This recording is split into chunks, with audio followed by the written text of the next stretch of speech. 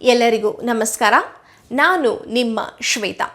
ಇವತ್ತು ನಿಮಗೊಂದು ಯೋಗ ಟಿಪ್ ಹೇಳ್ಕೊಡ್ತೀನಿ. ಏನಪ್ಪ ಅಂತಂದರೆ, ನಾವು ತುಂಬ ಆಲ್ಮೋಸ್ಟ್ ಎಲ್ಲರ ಮನೆಯಲ್ಲೂ ಈ ಮಿಸ್ಟೇಕ್ ಮಾಡ್ತೀವಿ. ಏನು ಅಂತಂದರೆ, ಒಂದು ಸತಿ ಅಡುಗೆ ಮಾಡಿಬಿಟ್ಟು ಅದನ್ನು ಫ್ರಿಜ್ಜಲ್ಲಿ ಇಟ್ಬಿಡ್ತೀವಿ. ಮಧ್ಯಾಹ್ನ, ರಾತ್ರಿ, ನಾಳೆ ಮಧ್ಯಾಹ್ನ, ನಾಡಿದ್ದು ಮಧ್ಯಾಹ್ನ ಅದನ್ನು ರೀಹೀಟ್ ಮಾಡಿಬಿಟ್ಟು ಊಟ ಮಾಡ್ತೀವಿ. ಇದರಿಂದ ಏನಾಗುತ್ತೆ ಅಂತಂದರೆ, ನೀವು ಯಾವಾಗಲೇ ಅಡುಗೆ ಮಾಡಿದರೂ ಅದು 2 hours ಅಷ್ಟೇ ಅದರ ನ್ಯೂಟ್ರಿಷನ್ ವ್ಯಾಲ್ಯೂ ಇರುತ್ತೆ.